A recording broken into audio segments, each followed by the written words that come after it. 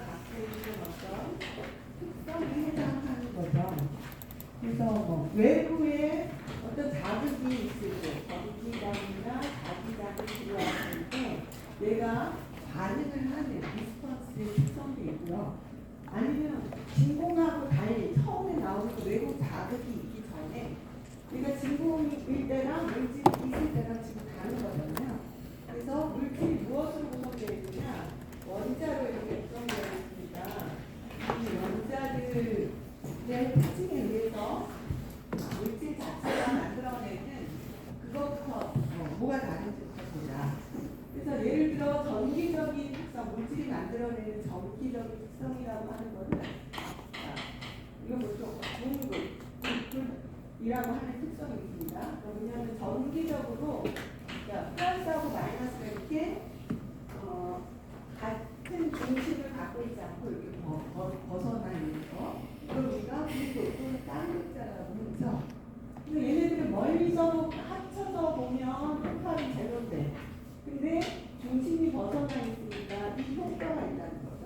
이게 이제 전기적인 부분인데, 자, 요거를 우리가 전기에서는 쌍극자, 그러니까 일렉트릭 다이폴을 물질이 가지고 있는 경우, 물론 다이폴이 없는 경우도 있습니다. 그러니까 이건 외부의 전기장에 대한 반응이라기보다 자체로 영구적인 다이폴을 갖고 있습니다. 그러니까 우리가 보통 대문자를 이렇게 표시하는 거는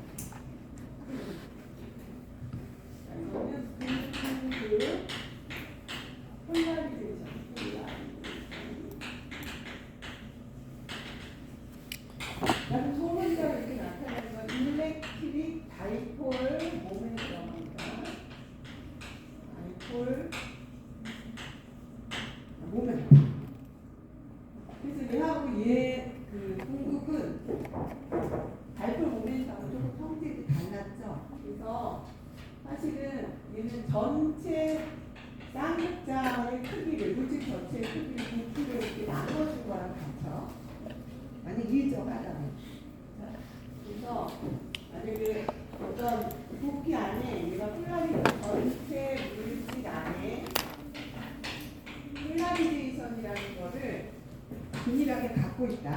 그러면 부피가 얼마만큼이냐에 따라서 부피가 이만큼 타우만큼 있다. 그러면 여기다 지금 타우라는 부피를 곱한 거 타우 부피니까 벡터가 아니죠. 그만큼 쌍극자의 크기가 있는 거예요. 이런 가지였잖아요. 기억 이만자 겁니다.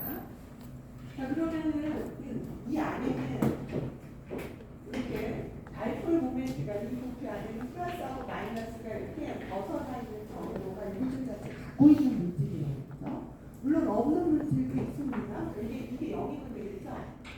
폴라리제이션이라는 것 자체가 없는 물질도 있을 수 있고, 대부분은 외부 자극이 들어오면 생기는 거예요. 이게 생기는 현상인데, 자극이 없어도 영구적으로 갖고 있는 그런 물질은 그런 물질 자체가 있는 것만으로, 이 공간에 물질 자체가 있는 것만으로 외부의 포텐셜도 만들고 전기, 당도 만들고 토탈이 만들어진다는 거예요. 토탈, 이 안에는 토탈 차지는 0인데, 자, 뭐가 있느냐? 그 얘기는 토탈 차지가 0이라는 게 뭐냐면, 포텐셜 중에서 성에 해당하는 포텐셜은 0이지만, 우리가 멀티폴 디스펜서를 했을 때, 다이폴에 해당하는 것은 0이 아닐 수 있다는 거죠. 얘를 갖고 있다는 거죠. 있다는 얘기는. 그래서 얘보다는 약하지만 굉장히 크기가 떨어지지만 다이폴에 대한 포텐셜이 예를 들어 이 지점에 여기서부터 P라는 지점에 다이폴에 대한 포텐셜은 있을 수가 있고, 물론 쿼터폴 보시면 더 작은 함수가 있을 수 있겠죠. 그래서 포텐셜이 토탈 차지는 0이어서 첫 번째 큰 건 없어지지만, 요한 두 번째 중요하고 약하지만 이 함이 있다면 그것에 의한 전기 강도, 이 발포에 의해서 외부에 만들어지는 거죠. 그러니까 여기 토탈 차는 분명히 없는데 이 지점에 포텐셜이 있고 이거에 해당하는 전기장도 있고 물질 자체가 외부에 전기장을 만들어내는 거예요. 자, 그렇다면 이 모든 현상이 자기 물질, 이게 이제 정기적인 특성을 가진 물질이고 자기 물질에서도 그런 게 있을 수 있다는 거예요. 자, 그러면 자기 물질이라고 하면 뭐가 있어야 되냐면 마그네틱한 다이폴 모멘트가 있으면 되는 거예요. 그 안에. 그렇죠? 그래서 다이폴 모멘트에 해당하는 것이 마그네틱한 것이 있다면 가지고 있죠. 그리고 여기서는 어떤 형태가 되냐면 자, 전기 쌍극자는 플러스하고 마이너스가 이렇게 간격이 떨어져 있는 형태로 통을 차지가 여긴 거죠.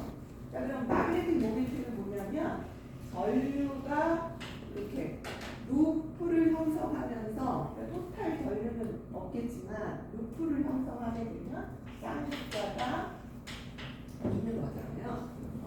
자, 그러한 마그네틱 모멘트가 이 안에 있다. 요거는 요거 대신에 이렇게 제가 요건 요렇게 표현하고 있죠. 전류들이 이렇게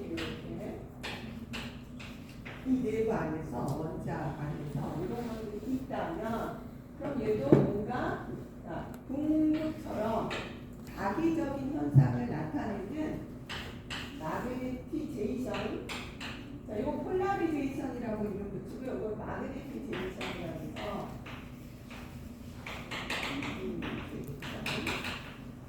자, 이거 뭐 해석하면 자화라고 하죠. 그런 전체 물질 자체에 마그네티제이션을 우리가 작은 부피소만큼을 이 안에 있는 마그네티제이션 정도를 곱해주면 이 부피 안에 있는 마그네틱 다이폴 모멘트의 크기로 나타낼 수 있겠다. 또 앞에서 있던 전기장하고 똑같이 생각하면 되는 거예요. 그러니까 얘는 뭐 때문이냐면 전하들이 이렇게 말하자면 공급이 일어나는 거는 원래 플러스하고 마이너스가 하나로 이렇게 중심이 겹쳐있던 게 어떤 구조적인 문제에 의해서, 구조적인 문제라기보다 구조적인 특징에 의해서, 예를 들어 H2O 같으면 CO2 같으면 자 이렇게 되어 있어서 얘가 화학 결합을 해서 구조를 이렇게 만들었는데 얘 때는 마이너스의 중심과 플러스의 중심이 같잖아요. 근데 이 경우에는 마이너스의 중심은 여기 이 위치에 있고 플러스의 중심은 여기 있어서 두 개가 서로 같지 않죠. 그러니까 그런 분자, 물질의 특징에 의해서 이걸 갖게 되는 물질이 있는 것처럼 어떤 물질은 내부에 원자들이 갖고 있는 쌍극자, 원자들이 갖고 있는 쌍극자들이 이 안에 자체적으로 있단 말이에요. 예를 들면 이런 거죠. 어떤 원자는 전자의 개수가 1개, 어떤 원자는 2개라고 해봅시다. 그러면 2개는 전자가 하나 스피니 업이 같은 에너지 중에 토탈 에너지 중 에너지가 같은 상태에 같은 에너지 상태에 전자가 같이 있을 수가 없잖아요. 근데 에너지 중에 만약에 하나 더 있으려면 상태가 다른 스핀을 갖고 있는 하나 더 들어가야 된다고 했죠. 그러면 이 경우에는 두 개의 쌍극자의 크기를 합쳐버리면 스핀 쌍극자가 없는 게 되잖아요. 근데 하나의 전자를 갖고 있는 놈은 스핀 쌍극자가 있죠. 그렇죠? 그러니까 이런 물질들로 원자로 이루어져 있는 물질이라면 그럼 얘는 이런 스핀 쌍극자를 자체적으로 갖고 있을 수가 있는 거잖아요. 만약 이런 물질로만 되어 있다 그러면 없는 거예요. 우리가 전기력 쌍극자가 없는 것처럼. 자, 그래서 이거를 우리가 자기적인 분급 또는 마그네티제이션이라고 한다. 전기적인 분급이나 또는 오늘 새로운 유사한 개념은 자기적인 분급. 이렇게 가지고 있습니다. 자, 그러면 이 물질이 우리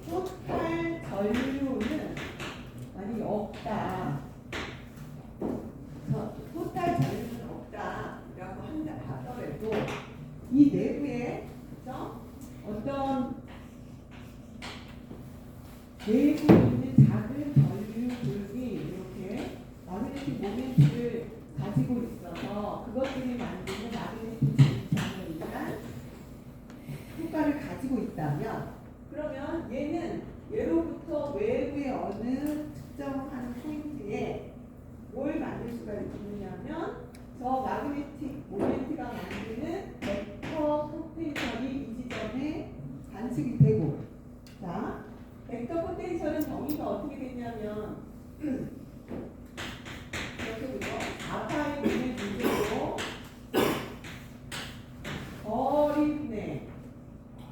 거리분의 여기가 J 또는 I DL이었잖아요.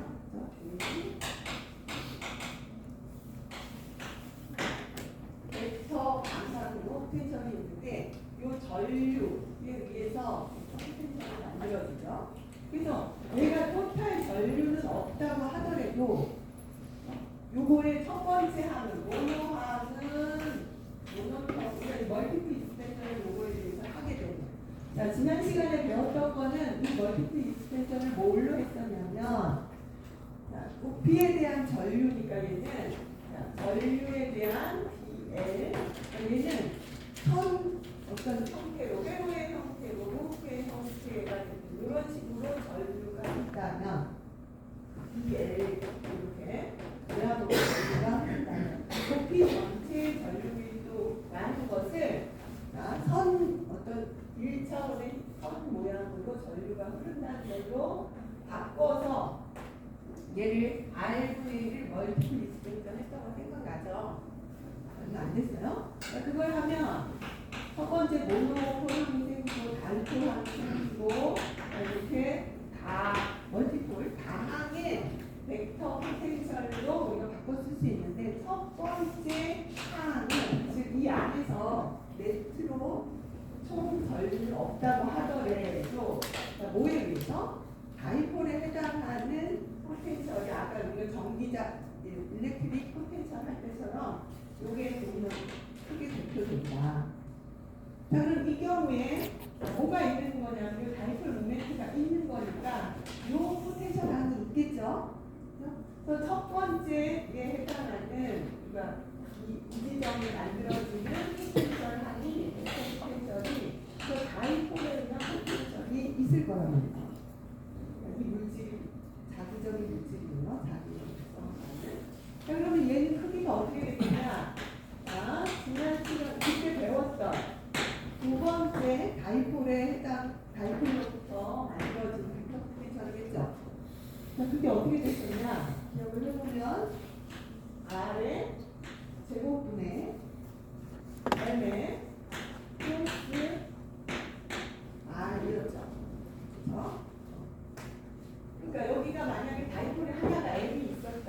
그러면 이 지점에서 R만큼 떨어져 있는 P라는 지점에서의 벡터 포텐셜, 그 다이폴에 의한 포텐셜이란 말이에요. 근데 지금 우리는 여기만 있는 게 아니라 여기 전체 물질이 다 요것들로 구성되어 있으니까 이 지점에 해당하는 작은 부피소에 있는 다이폴, 마그네틱 다이폴을 가지고 그 다이폴 하나의 작은 다이폴이라고 했을 때, 자, 그 다이폴이 만드는 벡터 포텐셜이 이렇게 된다라고 볼 수 있겠죠? 그러면 그걸 그대로 가져오게 되면 저 작은 부피소 안에 있는 다이폴의 크기라고 하는 것은 마그네티제이션으로 표현하게 되면 마그네티제이션에다가 인타우사이를 하고 해준 것만큼이 되고, 그렇죠? 근데 지금 요만큼이 있냐면 여기 물질 전체가 다 그런 걸로 채워져 있으니까 그것들을 다 적분을 해주게 되면 얘는 얘가 적분을 해서 다이폴에 의한 벡터 포텐셜이 되겠죠. 그러니까 앞에서 멀티플 익스텐션을 왜 했느냐? 물질을 들어가기 위해서 그렇게 한 거야. 우리가 일렉트릭 필드 할 때, 일렉트릭 포텐셜 할 때도 요거를 멀티플 있으면 하잖아요. 모노, 단지. 자, 이렇게 하는 이유가 뭐냐면 물질이 들어가기 위해서 그런 건데 물질은 보통 자, 토탈 차지가 0이거든요. 왜냐하면 배전되어 있는 상태로 물질이 존재한다는 예를 들어 이런 물질이 배전되어 있는 상태로 인위적으로 있는 거는 에너지가 너무 높기 때문에 그 상태로 있질 않아요. 그러니까 모든 대부분의 물질은 중성의 상태로 존재한단 말이에요. 그렇죠? 이런 물질 다 우리가 얘네들한테 배전 전하를 가지고 토탈 차지를 갖고 있게 만들려면 뭔가 마찰을 해주던 아니면 뭐 제너레이터로 여기다 전화를 옮겨주던 이 일을 해줘야만 얘가 배전되는 거지. 일반적으로 그러려면 에너지가 높은 상태라고 해요. 그래서 대부분의 물질은 토탈 차지가 0인 경우가 많아요. 그렇죠? 자, 그렇지만 물질의 특성상 이 화학적인 구조나 아니면 결정의 모양 때문에 예를 들어 결정이라는 게 뭐 FCC, BCC 뭐 이렇게 원자들이 어떤 모양으로 규칙적인 배열을 하는 거잖아요. 근데 이 모양이 만약에 이쪽으로 길어지게 되고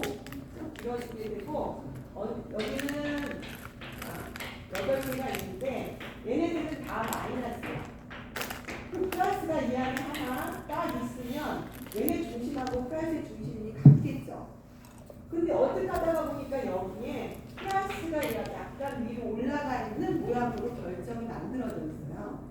그러면 이 경우에는 플러스는 위쪽, 마이너스는 이쪽에 있으니까 그 결정 모양 때문에 발표를 가지고 있겠죠.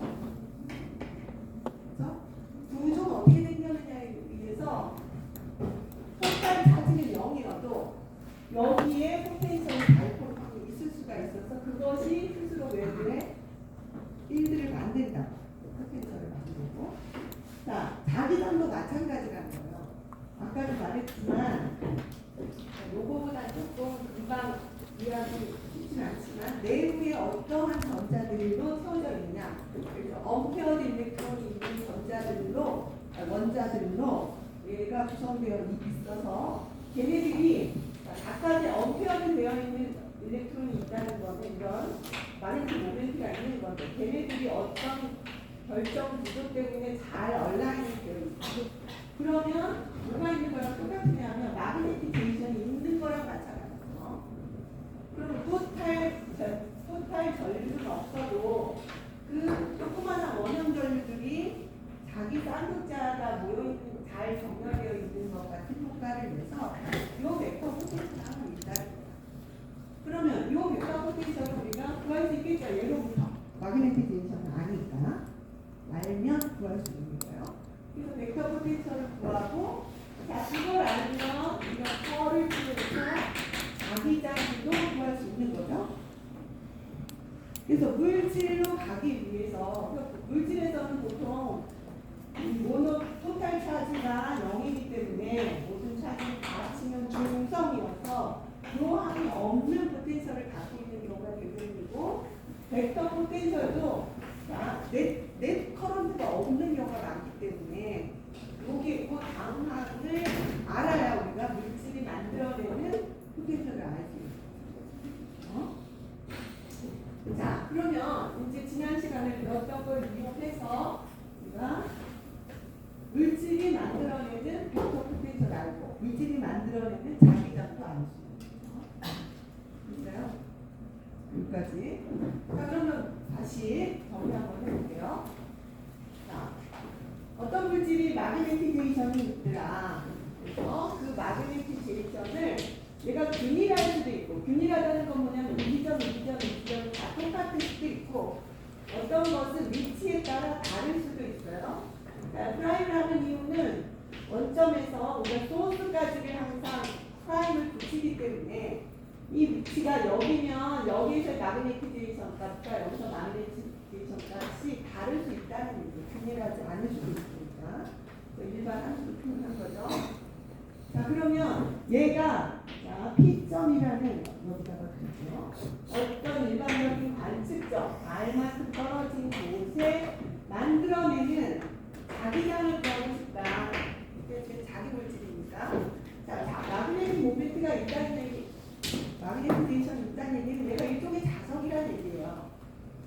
녀석같이 자석을 갖고 있다는 얘기니까 그럼 이 지점에 자기장이 있을 거 아니에요. 그럼 자기장을 구해야 되는데 우리가 알고 있는 자기장을 구하는 방법은 비오사바르 법칙이잖아요. 자, 4파이를 까먹는다고 계속 반복하면 뭐라고요? R 제곱분의 여기가 J에 R 프라임에 해서 얘를 좌우 이렇게 다 접근하면 자기장이 되는 것처럼 얘는 뭐냐면 전류가 원인이 돼서 그 전류가 만드는 자기장인 거죠. 자, 근데 얘는 그러니까 예를 들면 어쩌면 예를 들어 직선 전류가 이렇게 흐르고 있어요. 그러면 이 부분이 뭘로 바뀌냐면 IDL 이렇게 바뀌겠죠. 그 전류 분포에 의해서 R만큼 떨어질 곳에 자기장을 구하라. 그리고 비오사바르 법칙 쓰잖아요. 그러니까 우리는 전류의 분포를 알아야 자기장을 구한단 말이죠. 이건 전류의 의미야. 안 그러면 뭐 벡터 포텐셜을 구해서 펄을 취해서 자기장을 구합니다. 근데 이 경우에는 물질이 만들어내는데 이 물질이 자석으로 되어 있네요. 그럼 자석도 주변에 자기장을 만들 거 아니에요. 그러면 그 자기장은 어떻게 되게 되냐 하는 게 질문이라는 거죠. 그럼 이때는 이 식으로 만약에 자 여기로 간다면 이걸 알아야 될 거 아니에요.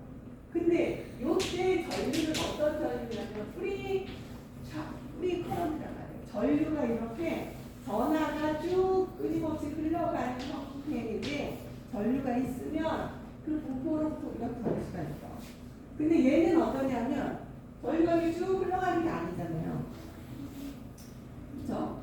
요 안에 뭔가 전하를 갖고 있는 놈이 움직이기는 해. 왜냐하면 전자를 갖고 있으니까. 근데 걔네들이 여기서부터 여기까지 쭉 흘러가지고 요 바깥으로 가는 게 아니에요. 내부에서 이렇게 연결고 있는 거죠.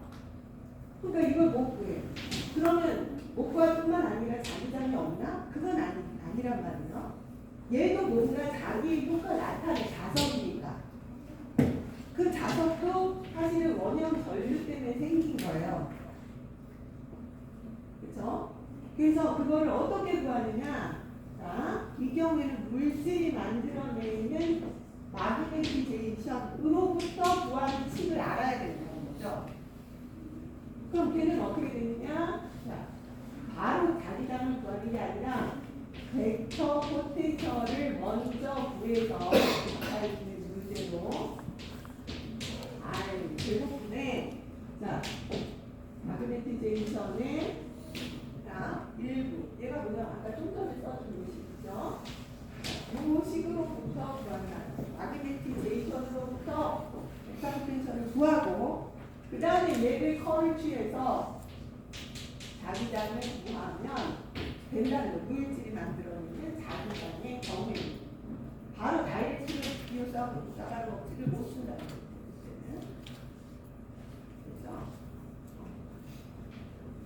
그래서 요 식을 여기까지는 문제 기억해야 되는 게 첫 번째 우리는 비오사바르 법칙 외웠어야 돼요. 기억해야 돼요.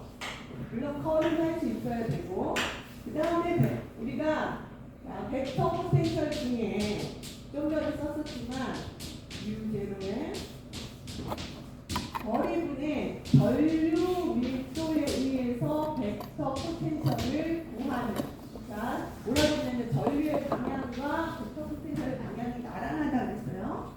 비오사바르 법칙은 전류의 방향이 항상 자기장의 방향과 수직이라고 했고 그렇죠?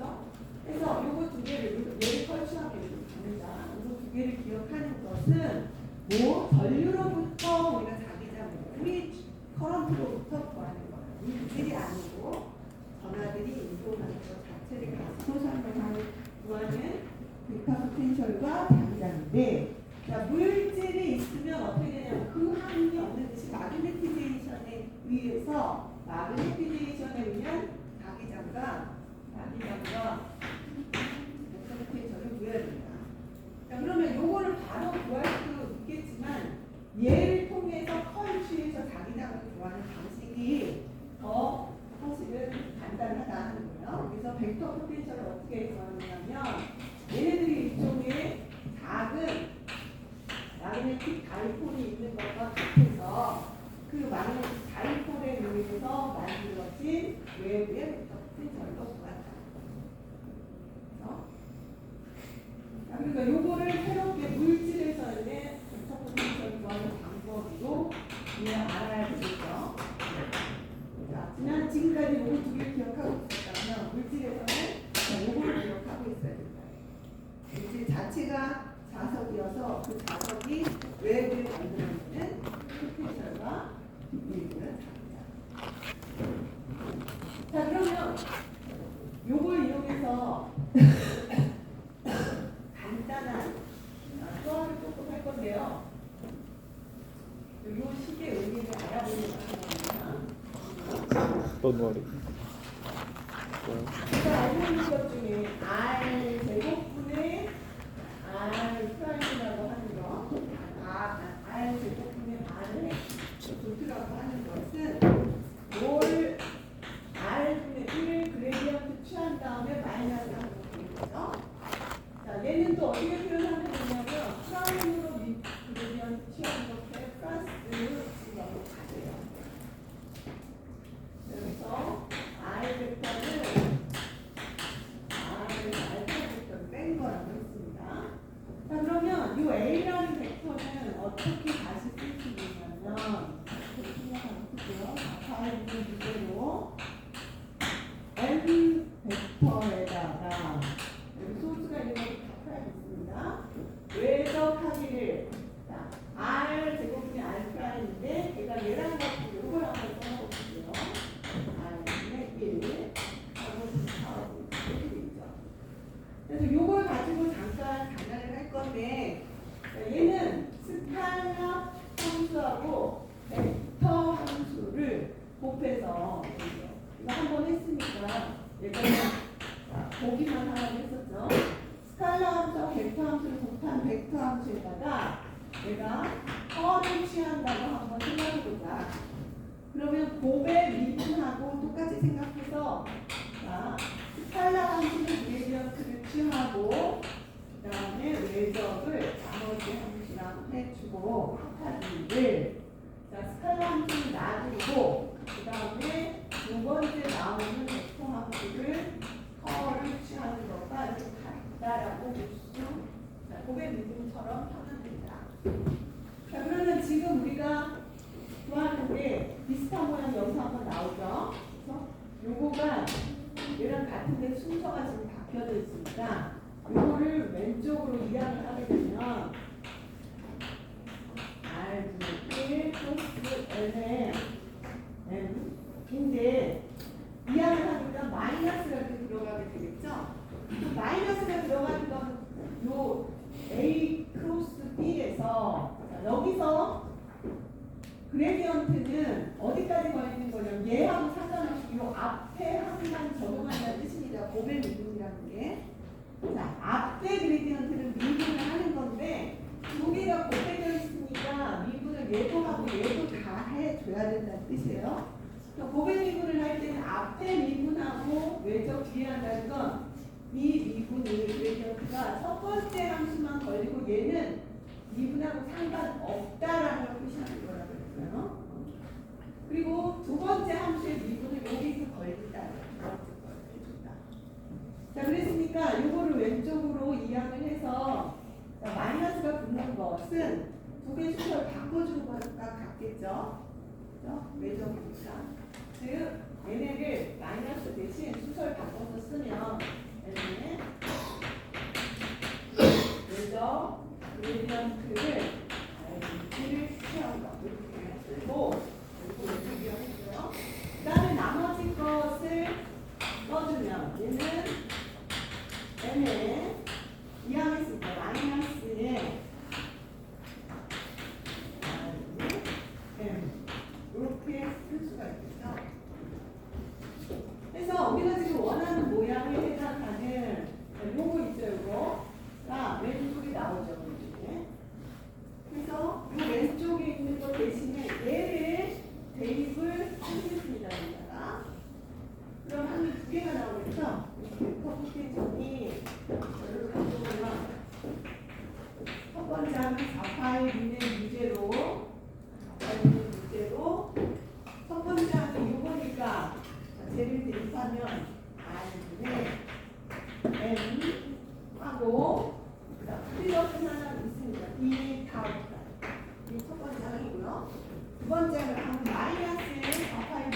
문제고. 자, 요 놈이 들어가는 거예요. 자, 이게 R분의 M 이렇게 되겠죠? 그리고 여기다가 이렇게 두 개의 합이 됩니다. 자, 근데 요 두 번째, 요건 다 부피 적분이에요. 부피 적분. 자, 여기서 두 번째 적분을, 자, 요거는 숙제로 내줄 건데, 어떻게 바꿔주실 겁니다. 얘가 뭐랑 같으냐면, 요 반대로 하고, 부피 적분을, 자, 면적 적분으로 해서, Rn, A,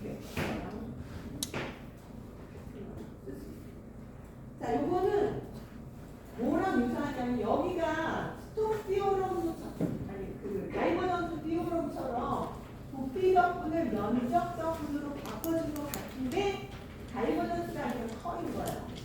컬인 거요. 근데 유사하게 써먹을 수가 있어요. 자, 요거 그냥 써먹어요. 한번 가져도 왜 그렇게 한번 해주시고 가져다 쓰겠습니다. 자, 그러면 이거 그대로 가져다 쓰면 여기 지우고요. 그러면 이 식은 어떻게 바꿔주느냐. 첫 번째 항은 어디서 첫 번째 항은 R분의 N 여기다가 붙여보니.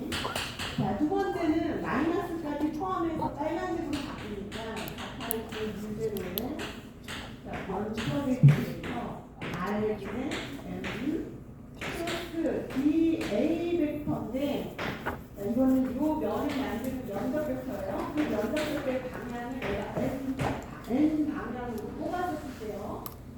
무슨 얘기냐면 면적 벡터의 크기와 방향을, 크기를 얘를 갖고 방향을 이걸로 뽑아서 쓰겠다는 거죠. 얘는 크기는 이고 방향과 면적 벡터의 방향을 갖고 있다는 거죠. 그래서 이렇게 바꿔봅니다. 빨간색을. 자, 그래놓고 보니까, 이것이 이렇게 바뀌죠. 자, 우리가 아까 벡터 포텐셜을 여기서 어떻게 썼냐면 아파의 분의 U 제로 R분의 J 이렇게 썼던 거 생각나죠? 자, 부피이면 여기가 전류 밀도이어야 얘가 A라는 벡터 포텐셜이 나오죠? 보시면 바다의 문제를 여기까지 분명까지 똑같습니다. 부피 적기는요, 얘가 뭔지는 몰라도 전류 밀도에 해당하는 양이구나. 그쵸? 자, 그 다음에 여기는 부피가 아니라 면적으로 되어 있어요. 그 얘기는 얘가 만약에 부피가 전류 밀도가 아니라 면전류 밀도였다면 면적 벡터에 대해서 이렇게 합쳐줘야 되는 거잖아요.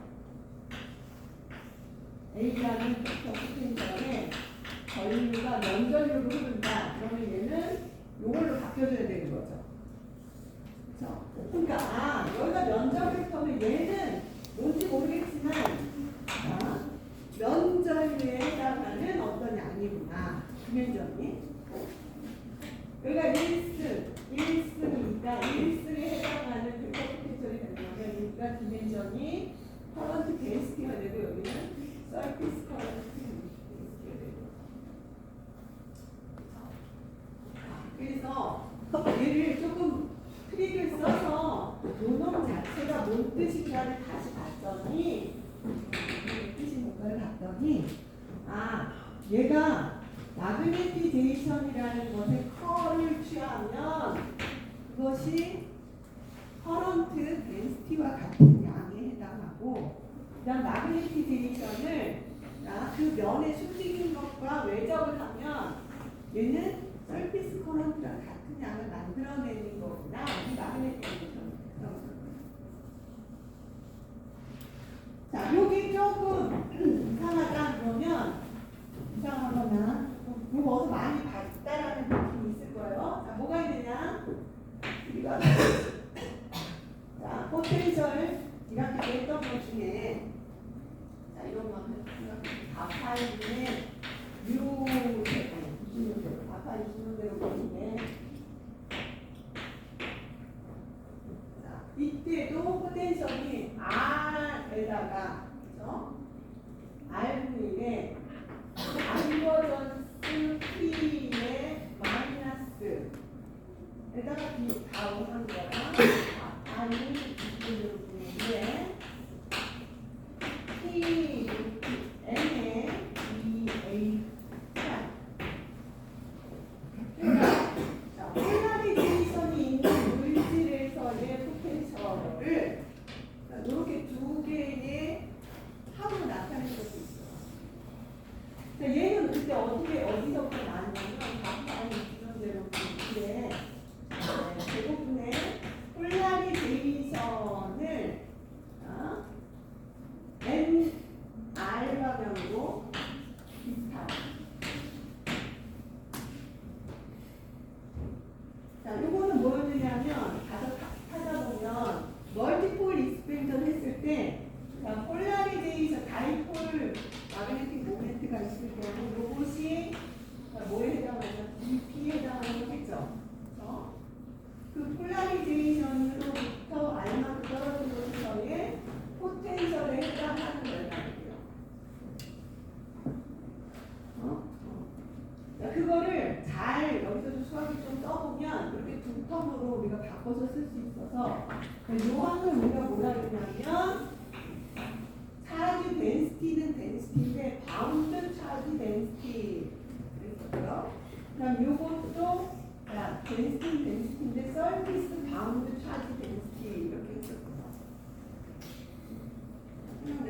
자, 이것의 의미가 뭐냐면 이 물질에서 플러스 마이너스 쭉 하다 보면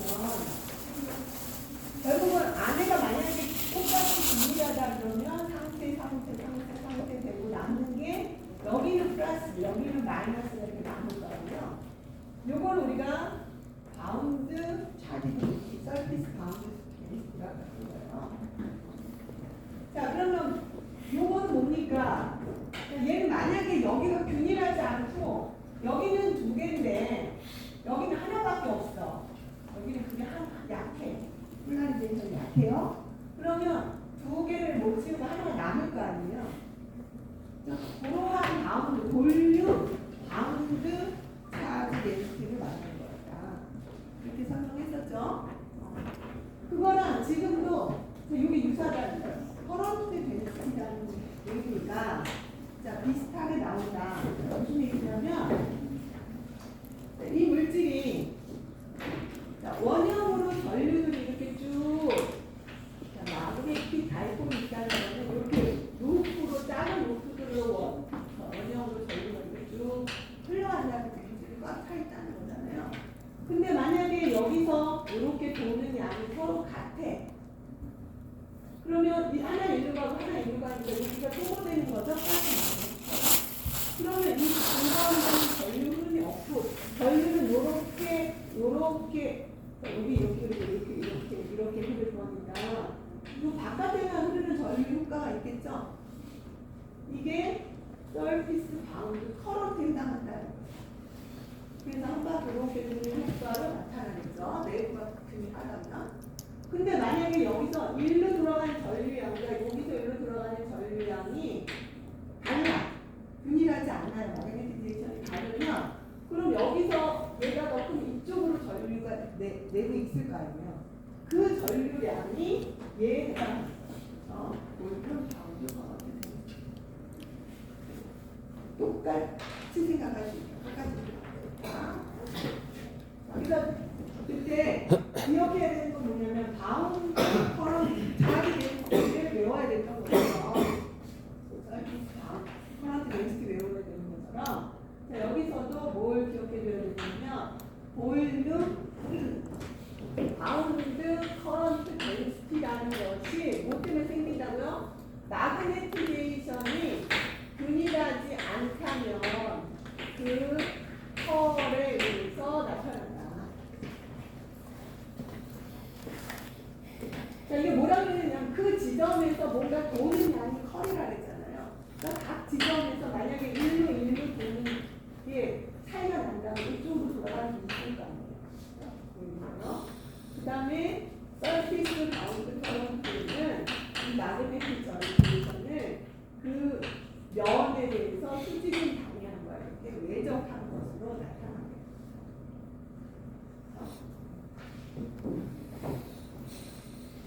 그러니까 사실은 이거를 외워가지고 이렇게 가려고 해도 되지만 안 외워도 된다는 거. 얘네 두 개를 기억하고 있으면 자, 우리가 이거 비오사바르 법칙하고 벡터 포텐셜을 기억하고 있으면 사실은 물질이 만들어내는 벡터 포텐셜도 금방 알 수 있어요. 이렇게.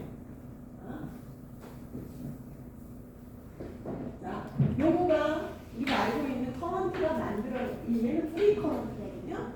근데 이 물질은 프리 커런트는 없잖아. 그 대신 바운드 커런트가 있을 수 있는데 그것이 볼륨 커런트이거나 아니면 서피스 바운드 커런트일 수 있겠죠. 뿌리는 없어 지금 이 물질 안에서는. 뭐 뿌리, 서피스 커런트 자기장을 만들 수 있는 소스가 뭔가를 다 찾아보면 뿌리라는 놈. 그 다음에 얘는 그 안에서 실제로 전하가 이렇게 다 이동해서 여기를 칠 때 전류가 흘러서 도는 게 아니잖아요. 이 전하는 여기만 맴돌 뿐이야. 여기서 여기만 맴돌 뿐이잖아요. 그런데 전체적으로 이 효과가 안에는 상쇄되고 바깥에가 남아서 여기는 일로 가고 여기는 일로 가니까 이 효과들이 꼭 전체를 도는 전류처럼 보는 거죠. 그렇죠? 그래서 그 바운드 커런트라고 해요. 실제하는 커런트가 아니다. 그러니까 요거 네 개에 의한 효과 때문에 벡터 포텐셜 만들 수 있단 말이에요. 근데 지금은 물질에서 요게 없어. 그럼 남는 건 이게 다네요. 그렇죠? 그러니까 이 식은 이 커런트가 뿌리든 바운드든 상관없이 다 적용되는 식이란 말이에요. 그 뿌리도 있고 바운드도 있다면 그럼 얘는 얘가 지금 토탈이니까 그 모든 것에 대해서 다 접근해야 돼요. 자, 얘를 이렇게 쓰면 어떤 부피에 대해서 이거 면도 다 포함되어 있단 말이에요. 이 식에는 이거에 대한 게 다 들어가 있다고. 네 개가 단어. 자, 예를 들어 이런 거요. 구라고 해봅시다. 구. 자, 구가 있는데 여기 있어요. 우리 커런트가 이렇게 흐르고 있다고 합시다. 이 커런트가 내부에도 이렇게 다 뭔가 전하를 뺀적뺀적 움직이고 있어. 이 구의 내부며 표면이나 이렇게 다 흐르고 있어요. 자, 그러면 얘는 볼륨 프리 커런트 덴시티가 있는 거고 서피스 프리 커런트 덴시티 있는 거죠.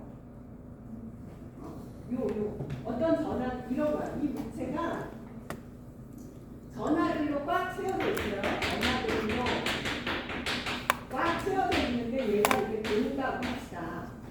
그러면 표면에만 도는 게 아니라 내부에도 전하가 있으니까 얘는 볼륨 커런트 안에도 있고 바깥 표면에도 있는 거죠. 면 커런트도 있는 거죠. 그거 다 프리한 전하들이 움직이는 거거든요. 그렇죠? 그럴 때 만약에 벡터 포텐셜을 구해라 그러면 여기에 부피 요 안에 있는 프리 커런트 덴시티에 의한 벡터 포텐셜 항이 있고 이렇게 아파이즈의 문제고 여기 이거에 의한 효과 방향이 있고 그 다음에 여기 면에 의한 것도 다 들어간다는 거예요. 아파이즈 이 부피 안에는 왜냐면 얘가 올 스페이스예요.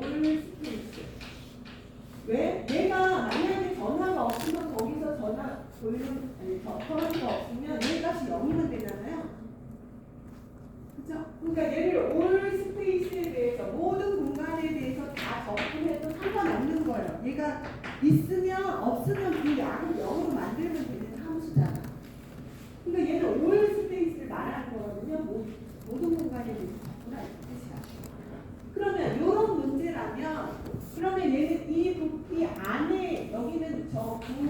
구 안에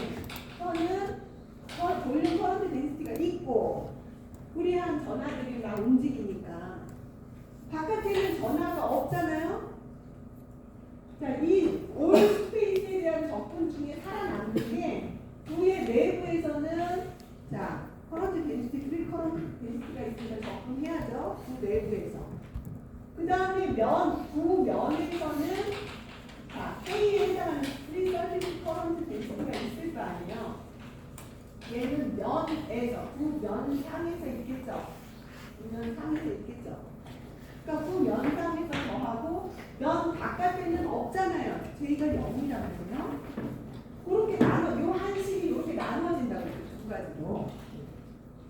근데 지난번에 예제로 풀었던 건 뭐냐면 구가 표면에만 전하들이 있고 내부에는 전하가 없는 상태에서 회전하는 거였어요. 그러면 요게 없는 거죠. 그래서 요거만 한 거란 말이에요. 계산. 돼요?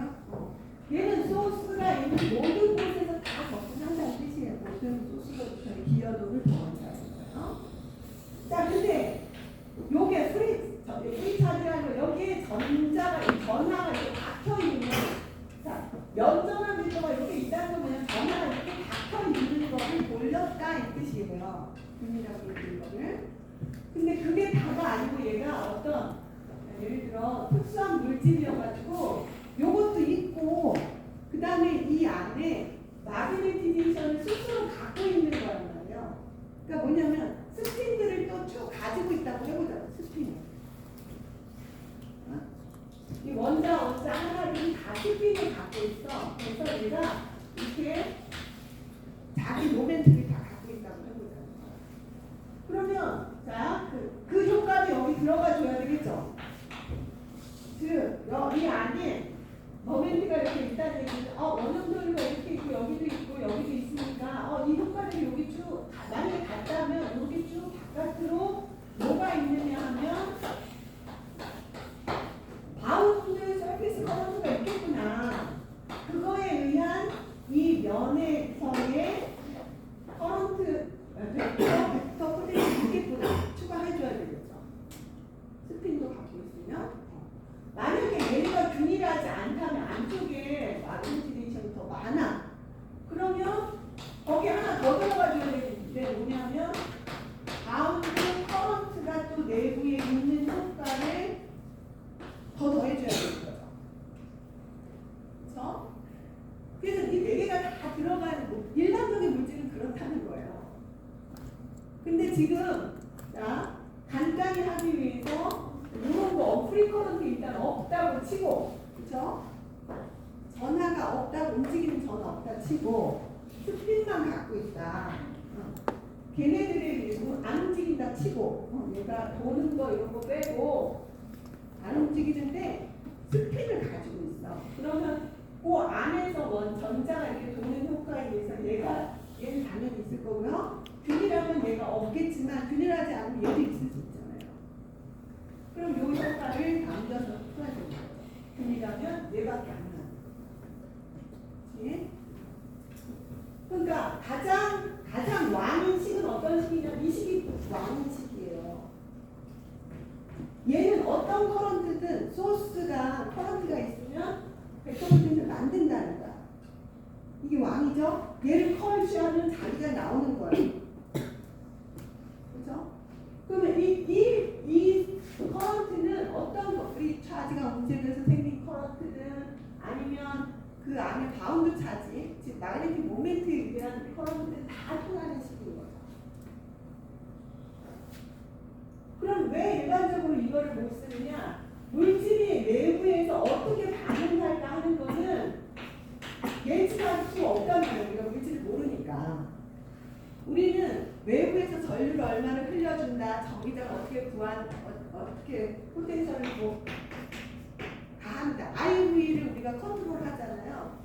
그러니까 내부에서 이런 효과는 잘 모르고 외부에서 프리차지를 얼마나 전류를 걸어줄까, 내지는 포텐을 어떻게 높여줄까, 요것만 컨트롤할 수 있지 내부 반응은 일반적으로 잘 몰라. 이 문제를 내기 위해서 그냥 얘를 주는 거예요. 내부 반응이 어떤다라고 알려주는 거예요. 그래서 망해지는 거다. 그러니 자, 이 식으로부터 우리가 왜 프리 커런트가 없다라고 했을 때, 자, 이 물질 자체가 만들어내는 벡터 포텐셜은 바운드 커런트가 어떻고 바운드 서피스 커런트가 어떤지에 의해서 결정되는 거다. 그럼 얘를 알려면 마그네티제이션이 어떻게 되는지 알아야 되겠죠? 얘는 마그네티제이션이 그 면에 대해서 어떤지를 알아야 되겠죠. 사실 요것만 아는 거라 수도 있죠. 됐나요? 자, 그래서 예제 한번 배웁시다. 자, 예제가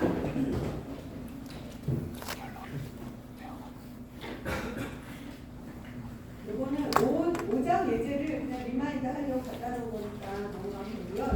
6번, 6.1번 예제 해볼게요. 자, 문제가 뭐냐면 마그네틱 필드를 구하는 건데 어떤 경우냐면 반지름이 R인 구가 유니폼하게 마그네타이즈 되었고요. 반지름이 R인 구가 있다. 이해되겠죠? 얘가 유니폼하게 마그네티제이션이 되어 있대요. 그러니까 외부 자기장이 있는 것도 아니고 얘가 그냥 스스로 자석인 건데 그 자석이 어디나 균일해. 그렇죠? 그럼 분명히 외부에서 봤을 때 얘가 만드는 자기장이 있을 거고 얘를 구하라는 거죠. 문제는 빈필드 구하는 마그네틱 필드, 빈필드 구하는 거야. 자, 그럼 이제 요거 구하려면 물질이 만들어내는 마그네틱 필드 자기장이잖아요. 그래서 자, 뭐부터 구한다고? 벡터 포텐셜에 대해서 컬출해서 갈 거예요. 자, 그럼 벡터 포텐셜은 뭐로부터 만들어집니다?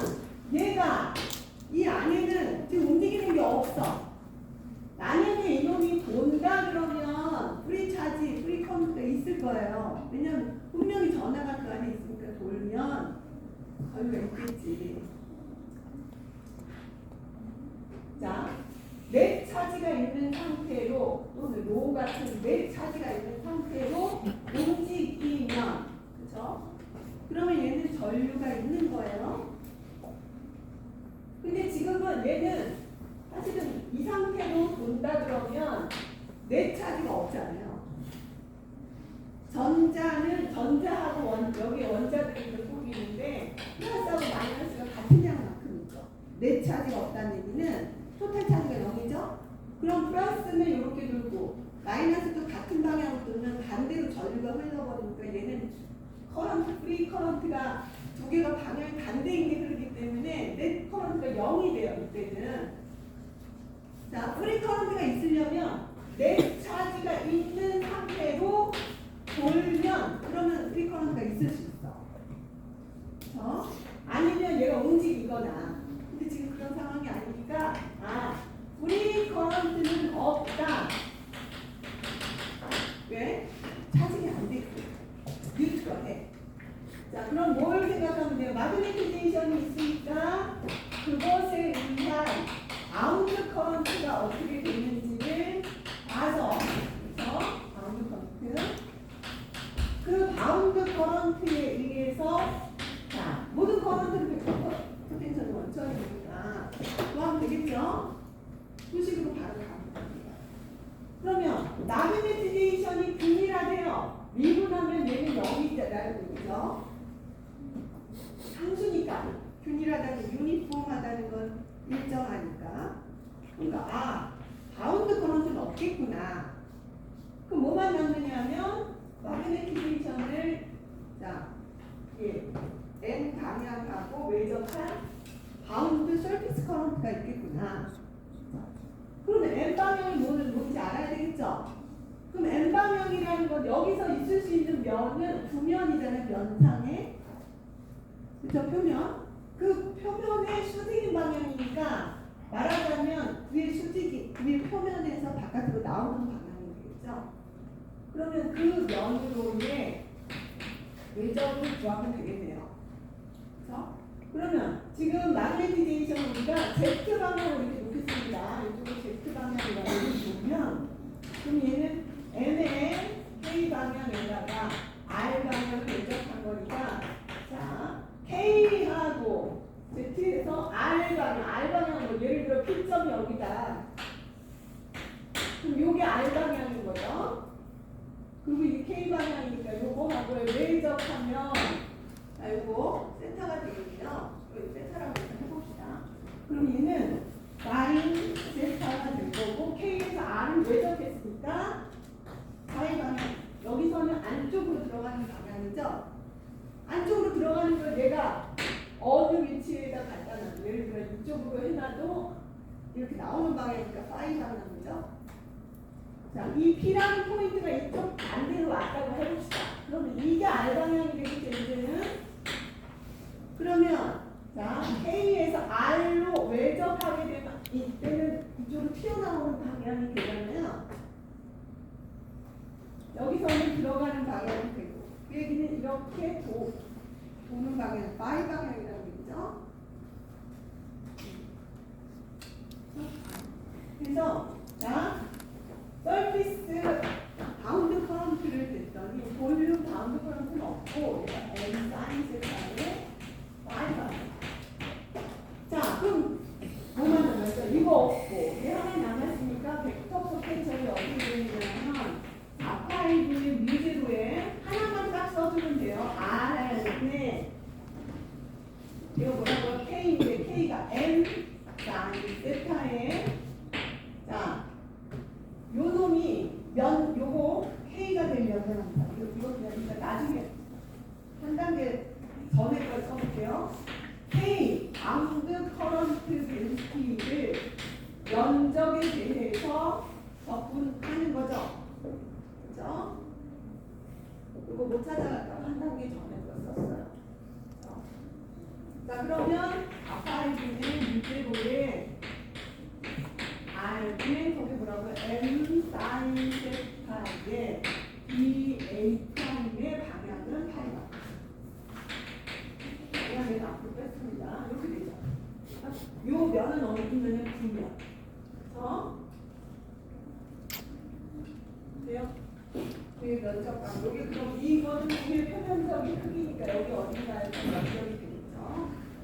자, 그러고 나서 이 문제를 잘 보니까 뭐랑 같은가 봤더니 자, 쟤는 이 문제는 얘가 바운드 커런트는 없고 자, 서피스 커런트 덴시티가 있는데 그걸 구해봤더니 파이 방향으로 되어 있습니다. 이런 방향으로 서피스 커런트 덴시티가 있다는 거죠. 이렇게 있다는 거죠.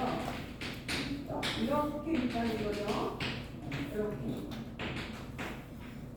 그쵸? 아, 이거 어디서 많이 봤는데 뭐랑 같으냐면 면 전하가 균일하게 있는데 걔를 Z축에 대해서 오메가의 각속도로 회전을 시킬 때 외부에서의 각이장을 구하는 문제가 5-11번 예제였습니다. 자, 근데 왜 그랬냐면 얘가 균일하게 전하가 있는데 얘를 굴렸으니까 전하들이 표면상에서 이렇게 보이잖아요. 자, 그래서 그 커런트 덴시티를 구해보면 얘는 면전화에다가 속도를 곱하는 거여서 이건 정의입니다. 자, 면전화에다가 속도는 각속도에다가 거리를 이렇게 곱하는 거고 자, 각속도는 K 방향이고요. R이라는 거 표면에서 위치니까 요 R은 거죠. 왜냐? 이 속도라는 게 선속도잖아요. 어디서 선속도냐면 표면에서의 속도를 말하는 거예요. 시그마가 있는 곳. 시그마라는 건 이 표면이니까 이 부위에 어떤 표면이 있겠죠. 이렇게. 얘가 움직이는 선속도를 말하는 거예요. 그러니까 선속도는 각속도에다가 그 표면이 있는 곳까지의 거리죠. 즉 중심에서 여기까지의 거리니까 반지름이 나지 않고 그죠? 반지름이 나지 않고 R 방향에 해당하는 거리만큼 떨어진 표면 이었잖아요. 자, 그럼 얘는 시그마 오메가 R에 K에다가 R 방향을 외접하면 얘랑 똑같이 Y 방향이 나오는 이때는 C까지 C커런트 덴시티였다. 전하가 실제 움직인다는 거예요. 전하가 실제로 여기 있는 전하들이 한 바퀴 이렇게 이렇게 도는 프리 커런트인데 얘는 어떠냐? 얘는 도는 게 아니야 지금. 자, 얘는 실제는 어떠냐면요. 요 안에서 요렇게 해. 요 안에서 뱅글뱅글 이렇게 쭉 전자들이 이 안에서 원자 안에서 이렇게 뱅글뱅글 도는데 여기죠? 근데 여기서 돌던 놈하고 여기서 돌던 놈이 합쳐지니까 네트로 이렇게 돌아서 이렇게 도는 효과를 낸다는 거죠. 이 전자가 여기서부터 이렇게 한 바퀴 돌아서 여기까지 오는 게 아니잖아요. 이 전자는 이 안에서만 돌아. 이 전자는 이 안에서만 돌죠. 왜? 얘는 마그네티제이션이 있다는 얘기는 여기서 요만큼의 마그네틱 모멘트가 있다는 얘기잖아요. 그 마그네틱 모멘트를 만들기 위해서 여기서 이렇게 빼고 도는 전하가 있다는 거잖아요. 전류가. 그죠? 그러니까 얘는 요 안에서만 돌지 이렇게 도는 게 아닌데 이렇게 도는 효과를 낸다고 해서 우리가 바운드처럼 표현을 안 했잖아요. 근데 그 효과는 얘하고 똑같이 지금 생긴 게 왜? 파이 방향이고 파이 방향의 크기만 이거 대신에 시그마 오메가 R 대신에 K 사인 세타로 바뀐 거죠. 그렇죠? 그러면 지난번에 구했던 여기서의 포텐셜을 가지고 와서 그죠? 요거 대신에 얘로만 바꿔주면 됩니다. 더 이상 문제를 새로 풀 필요 없이 지난번 걸 가져오면 되겠죠. 이거만 치환해 주면 됩니다. 그다음에 됐나요?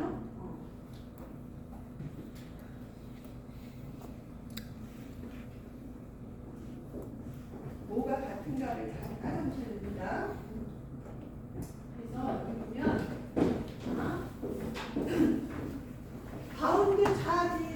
바운드 커런트는 분류는 없어요. 분류에서.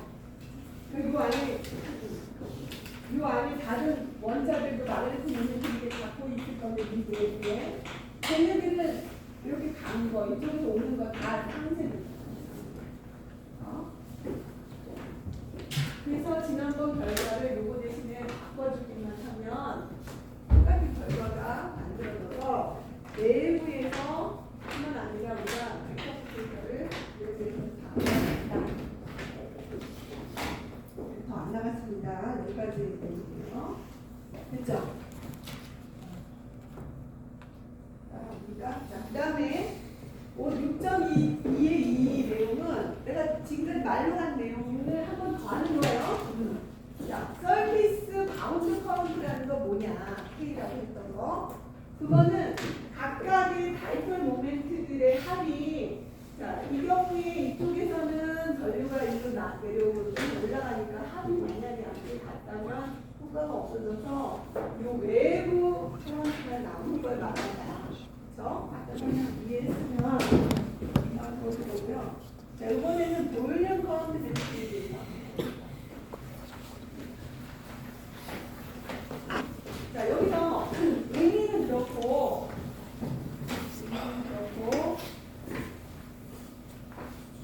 요 맨 위에 있는 식 있죠? 저거 잠깐 볼게요. 우리가 보통 어떤 물질이 있고 여기에 작은 부피소를 가지고 파워라고 하죠. 자, 그러면 마그네틱 모멘트라고 하는 것은 마그네틱 제이션에 따라서 타워를 곱하는 거잖아요. 그래서 자, 얘가 만약에 여기 면적이 A이고 여기 두께가 이 부피소에 해당하는 두께가 T라고 합시다. 그리고 얘가 갖고 있는 마그네티제이션은 대문자 M이고요. 자, 그 다음에 이 갖고 있는 작은 이 마그네틱 모멘트 알콜 크기를 M이라고 써볼게요. M이라고 할게요. 자, 그럼 이 식에 대해서 저 M의 크기는 전체 마그네티제이션에다가 두께니까 면적의 두께를 곱한 부피만큼이 되겠죠.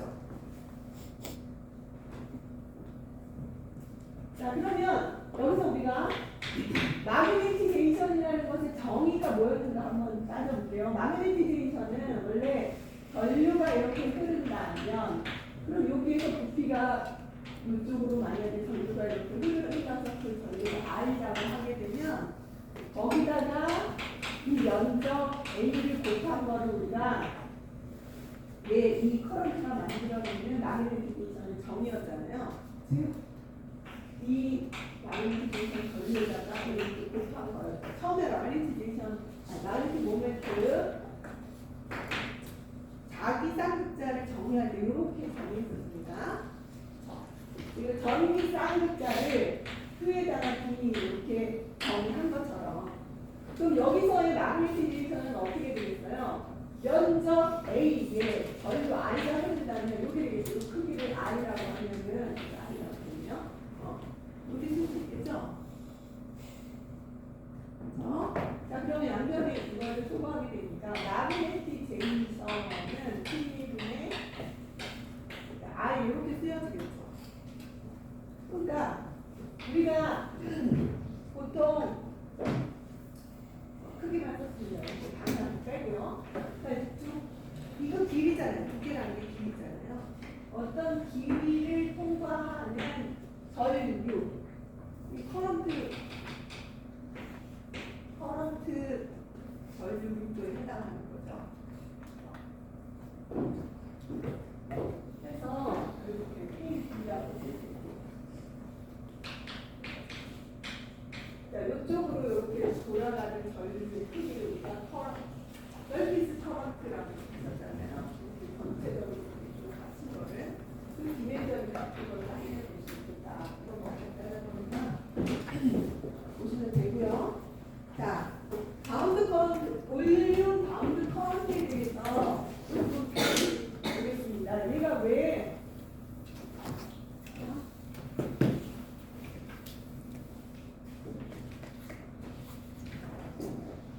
볼륨 바운드 커런트가 마그네틱 제이션의 그 위치에 컬로 나왔잖아요. 이게 왜 그런가를 보자는 거예요. 지금 이 식에 의하면 서피스 바운드 커런트라고 하는 것은 이렇게 되잖아요. 마그네틱 제이션은 이거죠. 지금 마그네틱 제이션은 이거잖아요.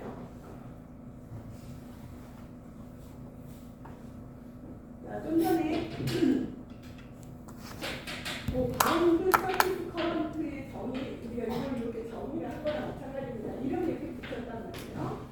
자, 얘가 왜 서피스 커런트인가 하는 것을 이 마그네틱 제이션. 왜냐하면 얘는 크기가 1이고 방향만 있는 양을 왜 정해줬으니까 얘 크기는 얘 디멘전하고 같아야 되죠. 그러니까 서피 바운드 커런트라고 하는 거의 디멘전을 사실은 그 마그네틱 제이션의 디멘전이라는 거죠. 그거 확인해 보는 거예요. 간단하게 보면 일당 지나가는 전기를 있어서 왜 그러냐면 여기 두께가 T인데 전류 I가 지나간다는 식의 바운드 커런트, 서피스 커런트의 정의잖아요. 어떤 면을 통해서 그때 어떻게 되냐면 자 이렇게 전류가 만약에 이렇게 흐르고 있다. 면 전류로 흐르고 있다. 그러면 이 길이당 얼마만큼의 전류가 흐르는가로 얘를 정의했잖아요. 이 길이의 순서를 내리다가 이렇게 했었잖아요.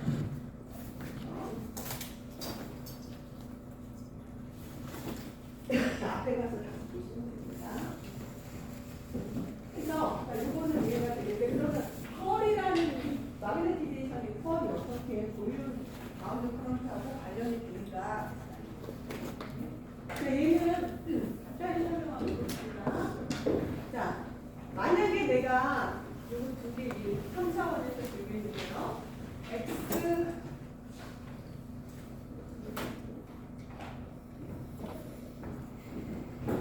시작하면 이렇게 끝내거든요.